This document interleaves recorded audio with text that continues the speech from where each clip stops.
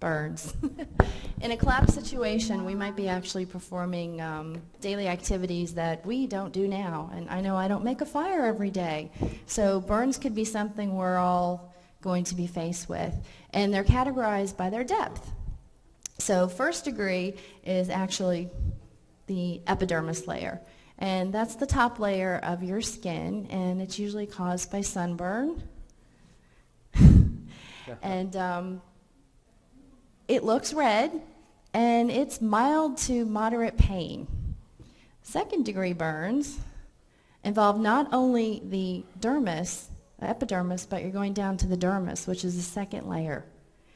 And it can be caused by scald injuries. You know, if we're making these big pots of hot water from our fire, just watch your temperature. You don't want to immerse, especially a child, and scald them. That was something that was more common 100, 150 years ago. So just be careful. Contact with flames and contact with hot objects, Dutch ovens. Be careful. Put gloves. You don't want to touch something that's going to cause you a second degree burn. It's extremely painful. It's also going to have blisters. And this is the way you can tell generally a first degree from a second degree. Now, the blisters may or may not pop right away. If they are large blisters, you're going to see them. If they're small and they're popped, what you're going to see is a wet or glistening look, because that capillaries from that dermis layer are leaking out, and that's what you're going to see. It looks like the person might be sweating. So that's second. Third degree is the epidermis, the dermis, and the subcutaneous. It may or may not be through the muscle to the bone. That's serious. Those can be caused by, again, fire. Mostly that would be caused if your clothes catch fire, because you have a very long contact with the flames. So that's a big thing. Also corrosive. If you're making soap, you know it's lye, be careful, even if you're just practicing. So this is going to look black, charred, leathery. It could look white, gray, but it's going to look really, really bad. And it's not generally painful, because what has happened is all the nerves are gone. So only the edges where the nerve endings are open might have a little bit of pain. But generally speaking, you don't get the pain that you have from that second degree. And that doesn't mean it's any better. So. Exposure to radiation will cause burns like that. I mean, it can cause any level of burn depending on the amount of radiation. It just depends on the time and amount. The kind of radiation that causes that kind of burns is gamma radiation. Alpha radiation actually can be stopped by something as thin as a piece of paper, and beta radiation can be stopped by something as thick as, let's say, your normal clothing. But gamma radiation is the kind that gives that kind of burn that you're talking about, and you have to be very close to the event to experience that. And if you're that close, if the burn doesn't kill you, you're probably going to die of radiation sickness anyway. Later on. All right, so how do you treat it? First degree, cool water for 10 to 15 minutes, no ice. Well, obviously, if we're in a collapse situation, you aren't going to have any ice anyway. But if you tried to do this now, just don't use the ice. It causes further damage. Cool water. You can either put the arm in a bath of cool water or just keep it pouring over it.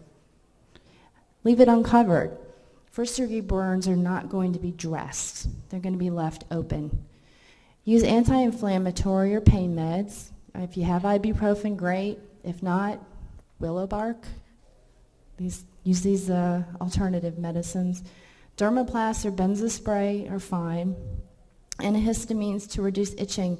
When a first-degree burn is healing, I don't know if any of you guys have had a bad sunburn, it itches like crazy. You can use some Claritin or Zyrtec or Benadryl, but Benadryl makes you sleepy, so I like the other ones.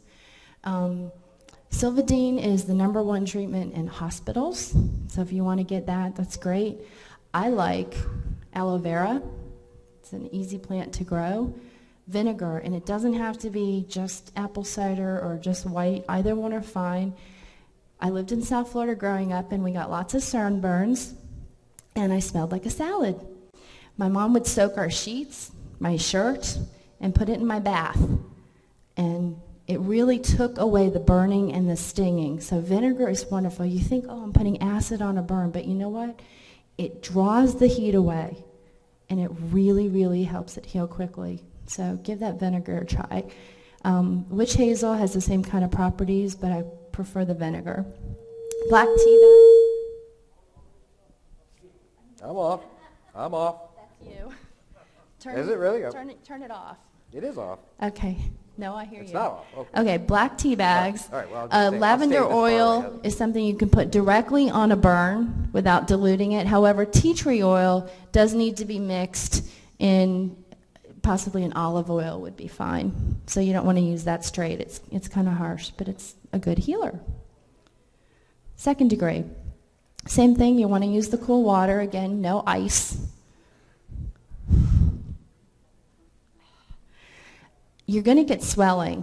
You have damaged the capillaries. They're now leaking into the skin. It's going to swell. You need to get rings, bracelets, clothing. You need to expose this so it's not constricted as the arm or leg or whatever swells. Anti-inflammatory medicines, antihistamines, both same thing. Don't break the blisters. Now I say this, however, if they are large blisters and they're thin-walled, break them. It's okay. If they're thick and smaller, just leave them alone. Your body will heal underneath, and that's okay. Honey. Love honey. Honey is wonderful for many, many open things on your skin. But spread the entire area with honey. Go over the area. Doesn't hurt it. And then you can cover it with a non-stick dressing. Put it on loosely. You don't need to make it airtight, and then wrap it with gauze. And make sure, since you know your capillaries are leaking, you're losing blood volume.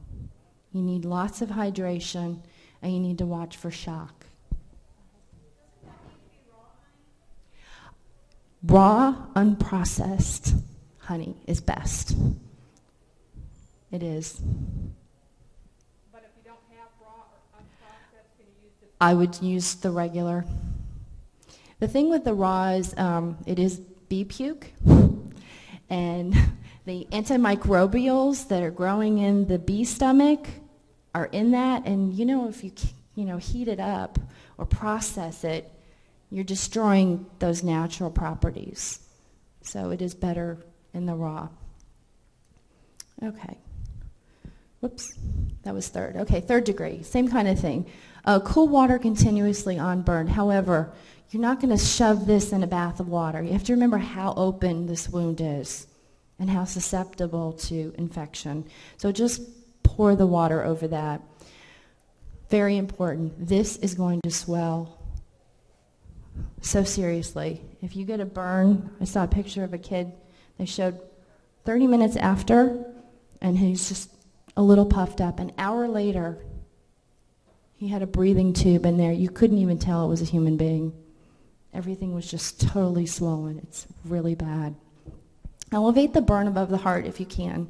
Again, you're trying to decrease the swelling. If they're conscious, begin hydration as soon as you can. And I would prefer you use the rehydration formula because you need the salt and the potassium. You're leaking all of that out, so you need to get it in as it's coming out. If you have antibiotics, this is probably the burn I would use the antibiotic for that you've stored.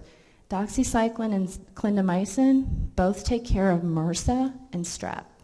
Those are two big infections that are going to get into this wound.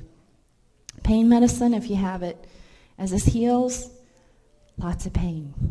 The only thing that I would do if I had a 3rd-degree burn and there was no hospital, no doctor, no chance of ever having those things, as soon as you've cooled it off, don't wait 2 seconds, get that raw, unprocessed honey and dump it into the burn. Fill it up, go over the edges.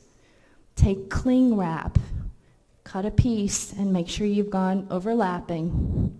You're going to leave that untouched for 48 hours. What you're doing is trying to kill any bacteria that's in there and prevent any other bacteria from growing. It also makes a really good, media for the tissue to grow. So it helps with healing, but especially for the infection, because that's a serious problem. After 10 days, every 2 days you're changing the the cling wrap and putting more honey. 10 days. You're going to change the cling wrap to a non-stick Band-Aid, Telfa pad, something that doesn't stick. Again, make sure you're pouring honey around the edge, covering the whole thing. After 20 days, hopefully it's healed and you can get that off. But this is the one that is the big risk of death, infection and shock.